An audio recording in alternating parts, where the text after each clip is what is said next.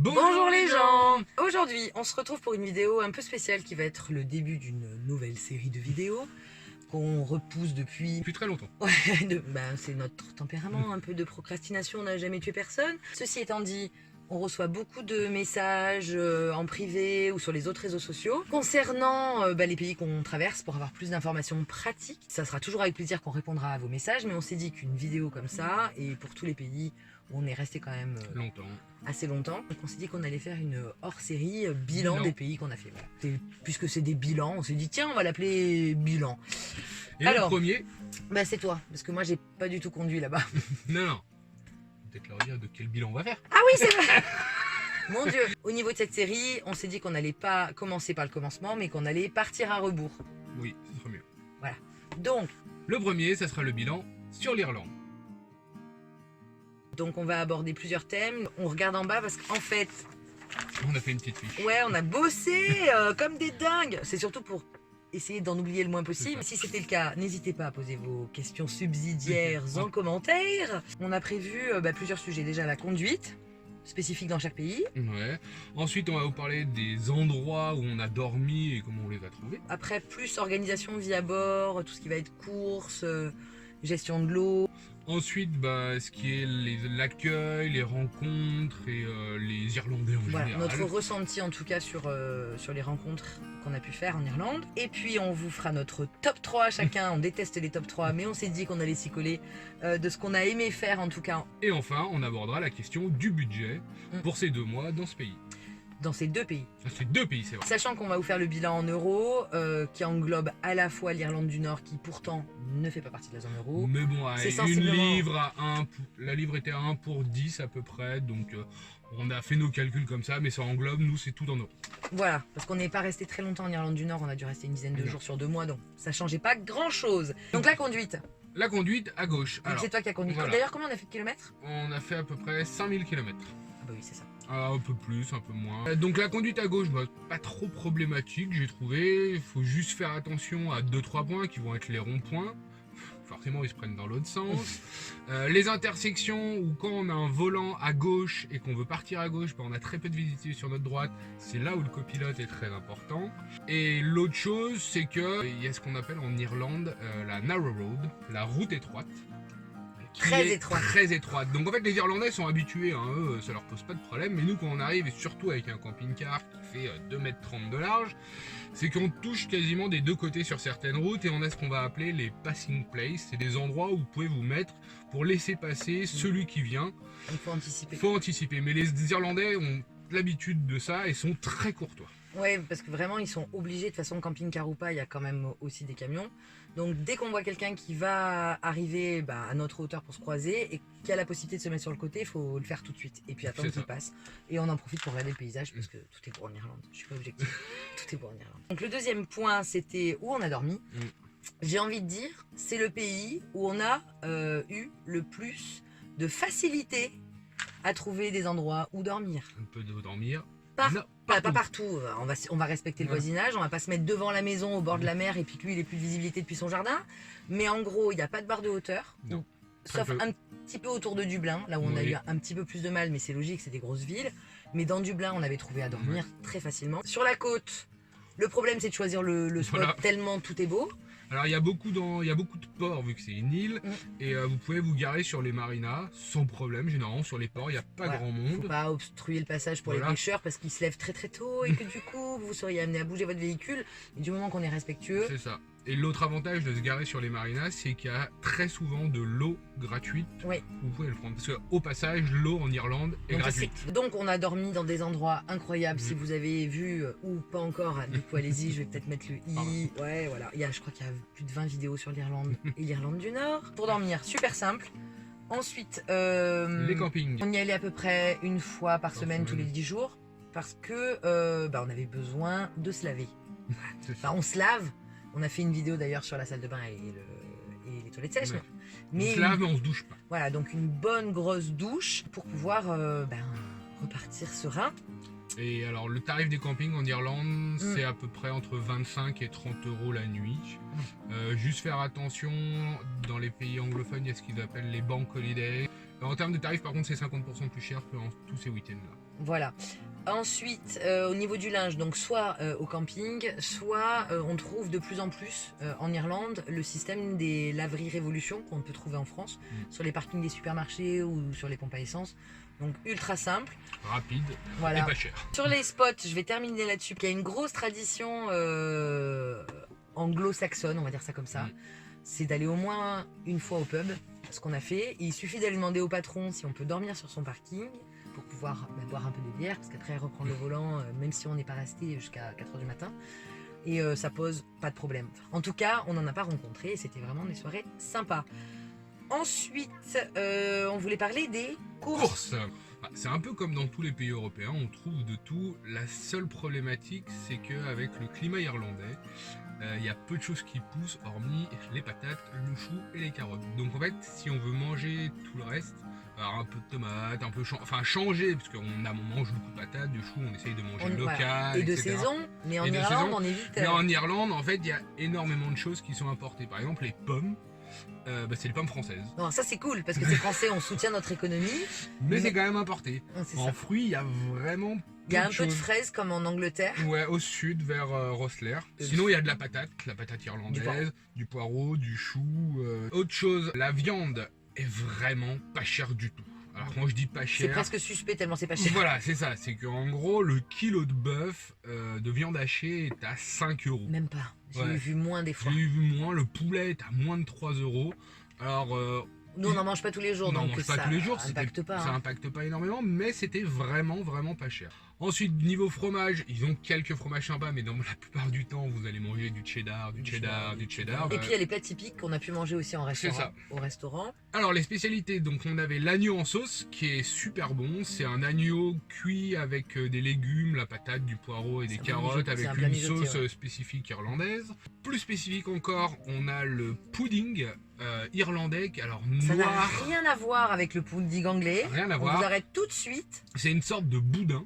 Ça se mange au petit déjeuner. Au petit déjeuner, avec du riz, ça c'est pour le pudding noir. Il y a le pudding blanc qui va ressembler à du boudin blanc. Moi j'ai bien aimé. Alors moi j'ai bien aimé, mais pas au petit déjeuner. C'est-à-dire que nous on a pris cette spécialité du petit déjeuner et on l'a mangé le soir. C'est ça. Voilà, on a goûté, on n'a pas couru après. C'est-à-dire qu'on n'en a pas non plus acheté parce qu'il y a du riz en plus dedans. C'est ça. Qui fait la différence par rapport au boudin français ou au boudin entier. Et enfin. Ah ben évidemment. L'unique. Le fish and chips. Alors on en mangeait un toutes les semaines. Parce on adore ça. Tellement pas cher. On est entre 5 € dans les petites bourgades. C'est ça, et 10. 10 € dans les villes très touristiques comme à Dingle. Mais Dingle, c'était le meilleur fish and chips d'Irlande. Voilà. Non mais il a la médaille. Depuis 10 ans. C'était un régal. Nous on adore ça. Et les portions sont grosses. Ouais, on en prend 3 et on mange à 4 dessus. En gros. Et il en reste des fois. Spécificité irlandaise, les frites sont servies avec du vinaigre. Mais on peut demander 100. Voilà, on peut demander 100. Vous pouvez rajouter de la mayo, du ketchup. Il y a différents types de sauces qui sont des options. Notre numéro 4. Qu'avons-nous pensé des Irlandais et des rencontres qu'on a pu faire. On les a adorés, ils sont tellement gentils. Par contre, le problème, c'est qu'on comprend pas ce qu'ils disent. Non, des fois... Alors on n'a pas un niveau d'anglais ultime. Hein. Avec les Anglais, on se comprenait bien. Avec les Écossais, ils roulent un peu les airs, ça allait. Les Irlandais... Certains, moi je pensais qu'ils parlaient gaélique. Non, mais en fait ils parlaient irlandais. Et du coup on avait tendance à leur dire we don't speak English very well pour qu'ils ralentissent et qu'ils articulent. Mais sinon ils sont adorables, ils sont comme on vous l'a dit sur la route hyper courtois, mais dans la vie en général. S'ils voient que par exemple on est pas forcément garé ou enfin qu'il y a un endroit qui est plus approprié pour qu'on soit garé, ils vont venir nous le spécifier mais hyper gentiment, genre on va vous rendre service, c'est pas vous avez rien à faire là, c'est voilà mais il y a un autre parking où vous serez mais 1000 fois mieux et ça s'est avéré. Enfin très sympa. Très sympa. La grande tradition irlandaise, c'est le pub. Le pub, c'est l'endroit dans le village où tout le monde se rencontre. Mais alors peu importe, il n'y a pas de notion de classe, d'âge. C'est tout le monde ensemble autour d'une bonne bière avec des petits groupes locaux qui sont les stars du coin qui jouent du biniou et je ne sais quoi, de la cornemuse voilà. Et vraiment c'est une ambiance où les gens viennent spontanément nous parler et c'était vraiment cool. Les enfants sont acceptés partout et ceux qui ont des animaux c'est la même chose. Ouais, c'est vraiment on peut tous aller là-bas. On arrive à ce qu'on préfère, les tops. Alors, il en faut bien. Ouais, on a chacun fait un top, chacun dans notre coin sans rien se dire. Donc on va sortir de tout ce que vous connaissez au moins de nom en Irlande, Le Chaussée des Géants. Connemara, Cliff of Moher, Dublin, Belfast. Ouais. On n'a pas envie de vous parler de ça parce que ça, vous savez que ça existe et c'est ce qui motive en général à aller en Irlande. Et il faut y aller parce que, enfin, il faut, faites bien ce que vous voulez. Mais ça fait quand même partie des très très belles choses à voir. Mais on va vous donner nos 3 petits coups de cœur secrets. En plus du Connemara et de la Chaussée des Géants. Et je te laisse commencer. Ouais. En 3, je mettrais les Wicklow Mountains. C'est les premiers vrais paysages irlandais après la côte qu'on a fait. Ce sont des montagnes au sud de Dublin. On a fait 2-3 randos magnifiques là-bas, dont une avec... j'étais tout seul avec Liam, on est parti à 6h du matin. On a adoré voir les levées de soleil sur la mer irlandaise. Voilà, on s'est promené, la route était magnifique, on a vu un lac en forme de cœur. Hey, top 3, parce que sinon on refait toute l'Irlande là. En 2, les Mounts Mountains, qui sont les montagnes situées en Irlande du Nord, où on a fait la pire rando et la meilleure rando de notre vie. On a souffert, mais ça valait vraiment la peine. C'était vraiment sympa et paysage aussi magnifique. En 1, je mettrais le Donegal, qui est le début nord de la Wild Atlantic Way. Et là, on a commencé à vraiment prendre plein la vue. Et perso, j'ai adoré cet endroit. Alors, mon top 3, vu qu'on ne s'est pas concerté, j'ai choisi aussi les Mount Mountain. Mais pas forcément pour les mêmes raisons que toi. C'est que c'était 7 heures de rando. Et que c'était en termes de dépassement de soi. Avant de partir, on m'aurait dit tu es parti pour 7 heures de rando dans le brouillard et sous la pluie. Je t'aurais dit, moi, jamais. Et c'était... Au-delà du paysage, le fait d'avoir vu mes enfants aller au bout et de voir qu'on est allés tous ensemble au bout, c'était vraiment un beau moment de dépassement de soi et c'était génial de se dire en fait je suis capable de beaucoup plus que ce que je crois.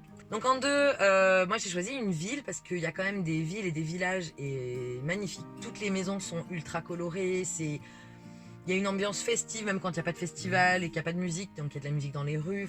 Et la première qu'on ait faite, une ville moyenne, c'était Kilkenny. Et vraiment, entre le château, les petites ruelles, les petits pubs, c'était vraiment une très très belle découverte pour nous parce qu'on allait en Irlande pour les paysages et on s'est fait charmer par les villes, ce qui n'est pas ce qu'on préfère. Et mon dernier gros coup de cœur, mais vraiment gros coup de cœur, c'était dur de choisir parce qu'il y avait des petites... Bref, c'est quand on est allé à Loophead parce qu'on était seul au monde, dans un endroit mais magique et avec des gens super. Je crois qu'il y a aussi ça, c'est qu'on avait rencontré Mignon et Elisa. Donc il y avait le lieu qui était magique, il y avait les rencontres qu'on venait de faire, le fait d'être seul au monde, après les Cliff of Moher qui étaient bondés, c'était juste une parenthèse et une journée incroyable. Bon, stop 3, c'était une vraie torture. Du coup, là, je fais une aparté. On a décidé de vous monter un film complet de tout ce qu'on a ultra kiffé en Irlande, parce que top 3, ça suffit pas. Ça arrive très très vite.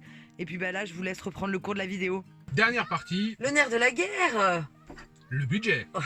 L'Irlande, c'est un pays qui est cher et en plus, il faut y aller. Parce que c'est pas par voie terrestre. Donc pour nous, on y allait avec ta dame, donc on a pris le ferry.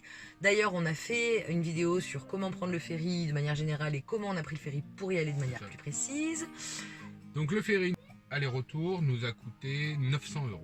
Donc l'aller nous a coûté 400 € environ pour faire France-Irlande et le retour nous a coûté 500 € pour aller en Espagne.